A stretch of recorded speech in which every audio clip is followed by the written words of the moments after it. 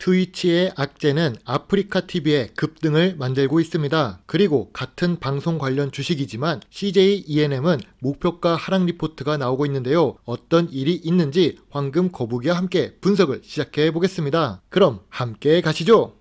아프리카TV 주가가 갑자기 상승했습니다. 트위치발 주가 상승이라는 말이 많은데요. 방송 관련 주식이고 황금 거북이가 최근에 언급했었던 종목인 아프리카TV 왜 올랐는지 확인해 보겠습니다.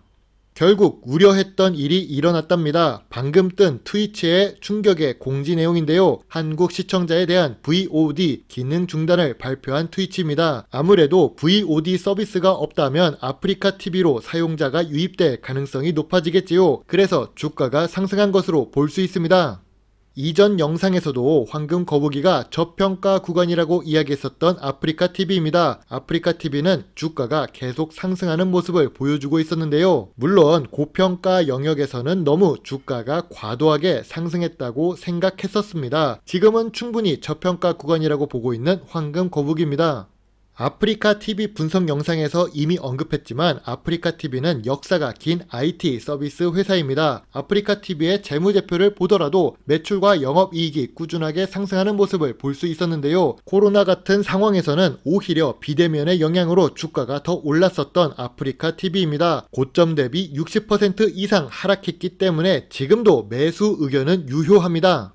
다음은 CJ ENM입니다. 같은 방송 관련 주식인데 아프리카TV는 급등이 나오고 CJ ENM은 52주 최저가를 향해 달려가는 모습이 보이는데요. 최근에 목표가 하락 리포트가 나왔습니다.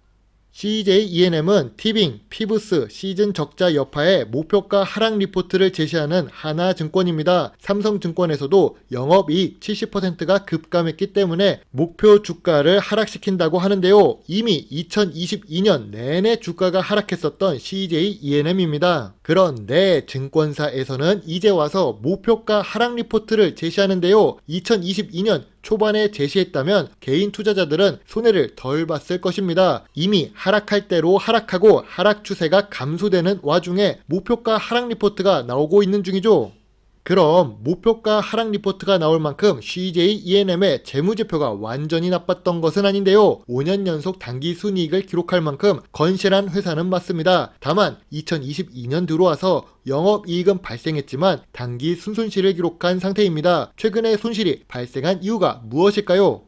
여러분은 요즘 영화를 어디서 보시나요? 예전에 데이트 필수 코스 중 하나로 영화관을 가던 시절이 있었습니다. 하지만 요즘에는 영화를 스마트폰으로 보고 집에서 TV로 시청합니다. 물론 CJ ENM 역시 OTT 서비스인 티빙을 갖고 있습니다. 하지만 비용 증가로 영업 적자를 기록하고 있고 OTT 서비스는 국내에서만 경쟁하는 것이 아닌 해외의 대기업 넷플릭스, 디즈니, 애플 TV와도 경쟁해야 합니다. 그리고 홈쇼핑 수익이 감소하고 있는데요. 뜬금없이 홈쇼핑 이야기가 나온 것은 아니죠. 이미 여러분은 휴대폰으로 쇼핑을 많이 하고 있습니다. 쿠팡이 영업이익이 발생했다는 것만으로도 대세 흐름이 어떻게 변했는지를 알 수 있지요. 예전에 커머스 수익은 200억, 300억대를 기록했었는데 지금은 57억 수준으로 감소했습니다.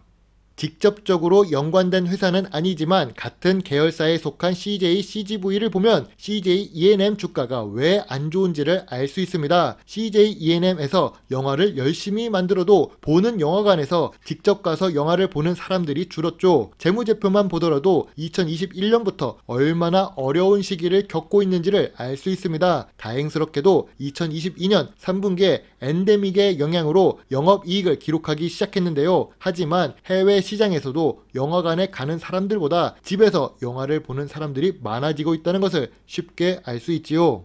영화 관람이 어려워진 이유가 무엇일까요? 일단 접근성이 달라졌습니다. 하루가 다르게 바쁜 인생을 살고 있는 현대인에게 영화관에 직접 가서 보는 것은 공간적 제약이라고 할 수 있는데요. 그리고 영화관 가격 자체가 예전보다 많이 상승한 상태입니다. 평일 오전에 영화를 볼 수 있는 사람이 얼마나 될까요? 주말에 영화 한 편을 2명이서 보는 것도 얇아진 지갑 사정에 어려워진 사람들이 많습니다. 넷플릭스 같은 경우 월간 이용요금이 1만원 정도 하는데 영화관은 한 편 관람하는 비용이 그보다 비쌉니다. 그래서 영화관으로 놀러가는 횟수가 줄어든 것도 영향을 받았다고 설명할 수 있지요.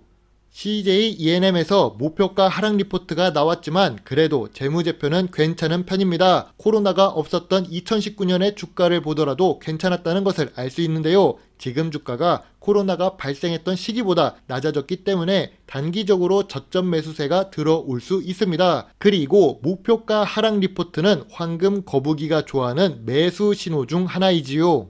저평가 구간에 있습니다. CJ라는 대기업의 계열사이며 자회사가 모두 어려운 상황에 있는 건 아니죠. 콘텐츠를 생산하는 스튜디오 드래곤은 선방하고 있습니다. 다만 2022년 재무제표가 아쉬워서 예전의 고점으로 당장 상승하기는 어렵고 커머스 사업은 새로운 판로를 찾아야 할 것입니다. OTT 서비스는 국내뿐만이 아니라 해외 시장에서도 경쟁해야 하기에 긍정적이지는 않지요. 그래서 황금 거북이의 CJ ENM 투자 의견은 분할 매수입니다.